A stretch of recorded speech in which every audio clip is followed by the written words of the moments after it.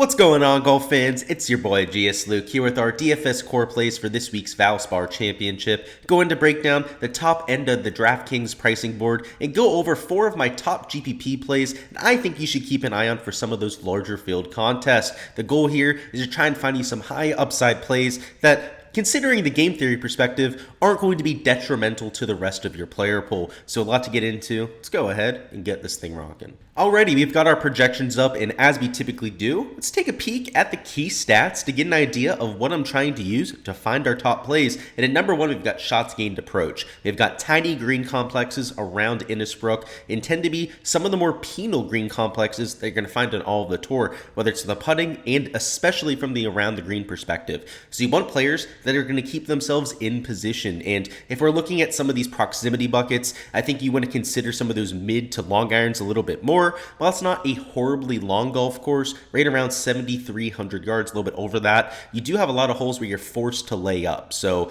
that 175 to 200 yard range, that 150 to 175 are utilized quite a bit more this week than what you're used to seeing. In terms of your putting stats, we do have Bermuda grass greens that are overseeded with the POA Trivialis, so I'm trying to take a look at some of the courses with that same situation. Off the tee, I'm considering distance a little bit more this week than most. In the past, you've seen a lot of people laying up here, but with the fairways a little bit constricted. They're about 6 yards narrower this year than what you're used to seeing, and the rough is about an inch longer than what you're used to seeing around this Copperhead course. So expect to see distance maybe a little bit larger part of the picture this week, as a lot of guys are going to be missing those 22-yard fairways.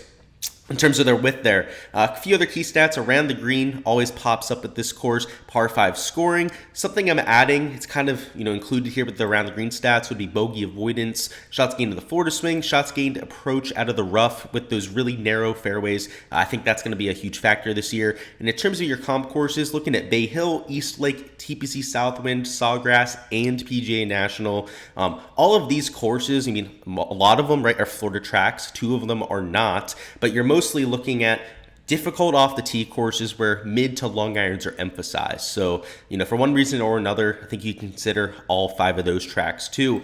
And in terms of our core picks, just want to say before we hop into them, I'm a little bit under the weather. My throat is killing me. I don't know if it's allergies or I'm legitimately sick.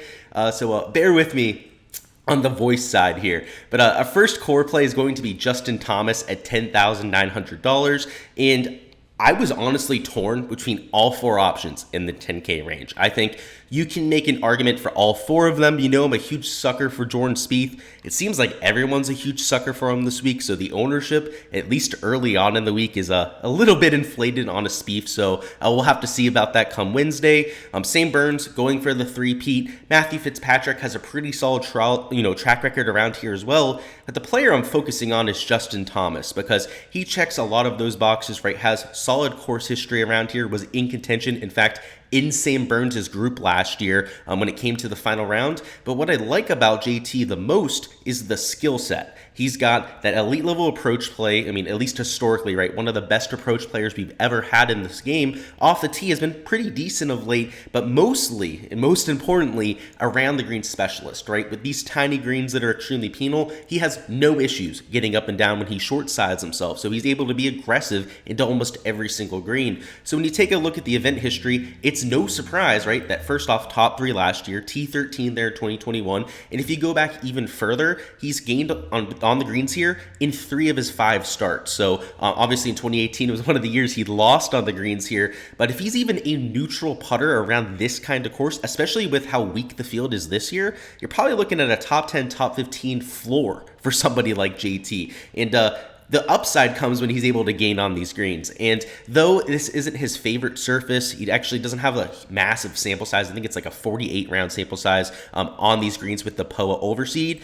What you have to like is that he's at least a positive, right? He's not a negative like he is on a few other surfaces out there. Bermuda grass, just pure Bermuda, is his best surface on tour. Actually, pure POA is up there as well. So we're getting a mix of that Bermuda and POA. So maybe that's what we need for JT, right? It's a mix of his 2 favorite surfaces. Obviously, it doesn't play like it's a mix of the 2. It plays completely differently, but still a slight positive there. What I like to look at, the last 24 rounds, giving him a little bit more of a sample size here. You can see he's gaining across all 3 tee to green categories. In this kind of field, he's going to gain even more prolifically. In the putter, though it hasn't been a huge bright spot, he's just losing about 0.1 shots per round in that category. So clearly, right around a neutral, has been spiking a few weeks of late. And on these greens, and 3 out of the 5 times he showed up here, he's gone out there and spiked for at least 2 shots gained. So I think it's well within his range of outcomes. I like the floor when it comes to him up top. And kind of like a Jordan Spieth, right? Has the course history, right? Hasn't won like a Jordan Spieth, but still has some of those top-end finishes. Sam Burns, right, winning twice, but his form's not really there. Matt Fitzpatrick, right, the form isn't really there too. And I know JT, right, he's not lighting it up with finishes, but at least he's making cuts, right? T60, T21, T20, top 5 at the waste management. I mean, Matty Fitz, right, has missed 2 out of his last 4 cuts. Sam Burns, 2 of his last 4. Jordan Spieth, right, I know the form is there. I'm just worried about his ownership. We'll have to see on Wednesday. I'm probably still going to play Jordan Spieth. JT, right, he checks all the boxes, right? He's not kind of checking the boxes. He's checking all of them. So that's why I went with him there up top. Next up, we've got Keegan Bradley, who burned a ton of people last week. I was not there, right? I faded that ownership because he was nearly 20% owned. In this week, though, his ownership is still relatively high.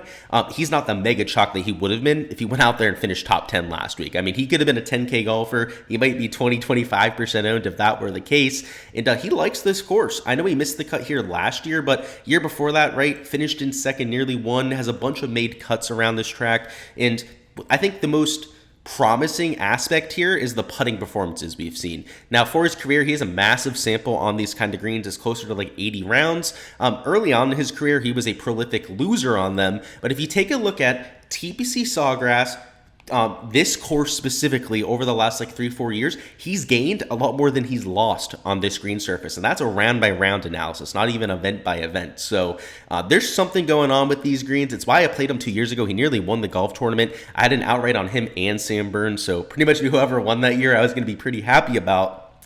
And this time around, you could say he's playing much better golf than he was before, right? Gaining both off the tee and on approach prolifically. Around the green and the putter are right around a neutral. You bring it down to the last 12 rounds, you can see he's still gaining pretty much across the board, just the slightest loser when it comes to around the green. And if we can just get 1, maybe 2 shots gained putting this week on the greens, you're looking at a potential win for Keegan Bradley. So I've bet JT outright. I also did bet Jordan Spieth outright. It's worth noting that. But Keegan Bradley was one of the first names I was clicking on that board as well. So I like him for the outright perspective. I think he has that kind of upside, particularly on these greens. And then when you combine the form coming into this week, I'm hoping that missed cut last week, that performance that stung all so much for those 20% of people that had him, keeps them off him here for the Valspar Championship. It's worth noting that if you guys want access to all of my picks, all of my modeling projections, everything that is blacked out on the sheets here, make sure to check out the Patreon. There is a link down below in the description of the video.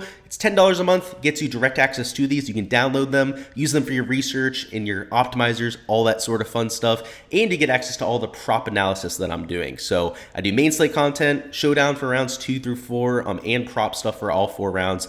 Make sure to check that out if you're looking for that access. But bring it back to the picks here. We're going to get to Gary Woodland next at $8,600. And the event history, you got to go a little bit further back, right, to find his win. It was way back there. I believe like 2015, it may have been like 2011. It was ridiculously long time ago, but he gained 8 strokes on the greens that year. If you take a look at his track record outside of that, it's a lot of losing with the putter, which is extremely on brand for him over the last 24 rounds, where you can see he's gaining an insane amount of strokes at the ball striking. In fact, he's like one of the top players in the world when it comes to shots gained ball striking over that stretch. Around the green, losing, okay, that's kind of his identity too, but losing a stroke per round with the putter, just completely throwing away all the progress that he's making tee to green. And over the last 12 rounds, it doesn't get any better. So we go down here, $8,600, gaining a bunch with the ball striking, and actually the putting gets a little bit worse there. So you may ask yourselves, why would we want to play a Gary Woodland? Well, at this course, it demands approach play, right? We talked about that, number 1 key stat. Also, those mid to long iron ranges. He checks that box emphatically. But most of all, If this course is going to be a little bit more about driving distance this year than it is accuracy, that plays even more into Gary Woodland's shoulder. And he won this event when it was a layup contest way back in the day. And if it's just going to play more into his skill set, it's a course he's already won at. And all we have to have, and I truly mean this, if he gains 1 stroke putting this week, maybe 2 strokes putting, 2 or 3, kind of like that Keegan Bradley, he might win this damn golf tournament, because from tee to green in this week of a field, which I don't want to talk that much shit about it, right? There's still solid players that are here. It's not a Honda Classic by any means, but you're still looking at a field without all those top end players. He could win this golf tournament just gaining a stroke or 2 at the flat stick. So I like the fact that he's at least gained here before, right? 2 of his starts, he's gone out there and gained on these greens. The one time, it was nearly 8 strokes gained to the putter. So if he can get back to that kind of performance, he'll run away with this golf tournament. But even if he's just a neutral with the putter, he's going to get himself probably into that top 25, if not the top 20. And then, of course, any sort of putting on top of that would just be gravy and could vault him to maybe even that top end finish. You take a look at some of the recent form, at least over the last 5 years here. You can see T21, a couple missed cuts, and then a T58, so a little bit volatile there. Again, the win was way back in the day. The recent form, you can see he's making some cuts, right? Had the T9 finish on an elevated field, right? T42 there. A lot of these just strong field events, he's still getting it done even without the putter. So you really got to hope that that turns around. I'm usually a team no putt guy, but especially, and I know guys, he's still losing 0.41 shots per round on the surface. That's a whole half a stroke better than that 24 round baseline. So at some point I'm expecting this to rebound, and if it does, we could be looking at a dub there. So another player that I've also bet outright. In our last play this week, I'm a sucker for playing JT Poston. I've been playing him in quiet over the last few months. He's been in my player pool, just haven't really talked about him all that much, but I'm finally ready to put him in the spotlight. And this is after some shoddy recent form. He's not been getting there for me. You can see missed cut, T63, missed cut. So me playing him has not gone all that well of late, but I can tell you that a lot of those missed cuts have been pretty much right on the number, and the shots gained metrics are not bad. You'd expect this to be an absolute dumpster fire, right? But pretty much gaining tee to green, losing a third of a stroke putting, which is unheard of for JT Poston. He is one of the best putters in the entire world. And if you go to the last 12 rounds, that holds up, right? He's losing a little bit off the tee, had a shoddy performance out there at the Players, but gaining with the approach play and around the green and still losing with the putter. And like I said, that is the most surprising, shots gained metric, I think, of pretty much anybody in this field, because, like I said, one of the elite tier putters on tour, and when you put him on this Bermuda grass with the overseed, is one of his best surfaces, if not his best surface, right behind Bermuda grass, where he's getting close to 3/4 of a stroke per round, which, if you compare it to that 0.3 shots lost baseline, right, it's a whole stroke better. So if there's going to be a spot for him to get right with the flat stick, it's on these sort of greens.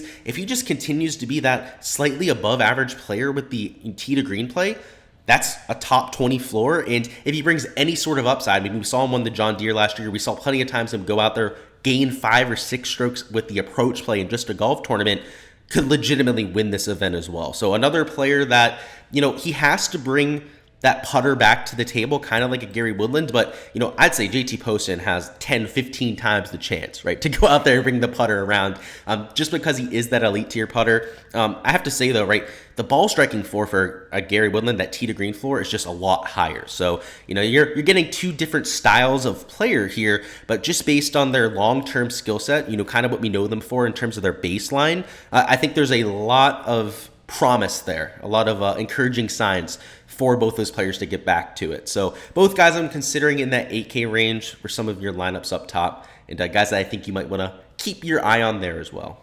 Alrighty guys, that is all I've got for this week's Core Plays video. Before we hop on out of here, go ahead, smash that like button, but go ahead and comment down below who you've got winning this week. Just make sure it's not a 10K golfer, right? Go into a JT or Spieth, might be a little bit of a cop-out answer. I'm going to go ahead and take Gary Woodland. It's a past champion here, somebody who the ball striking has been there emphatically for recently, and you're taking a shot on the putting, but, when you're taking anybody at like 20, 30 to 1 to win the golf tournament, you're taking a shot on guys to begin with. So I'll take the chance on good old Gary's putter. But go ahead, comment down below. Let me know who you guys are going to be taking this week. And until next time, best of luck with all of those lineups, any outright bets that you decide to go with. I bet all 4 of these core plays. I've also bet Jordan Spieth at this point, Ben Griffin, also bet Will Gordon to this point. And probably going to add at least a few more throughout the week. So make sure to stay tuned for the live stream on Wednesday. We'll be going live at 7 p.m. Eastern, touching on what to expect for this week, weather report, chalk report, all of your live questions.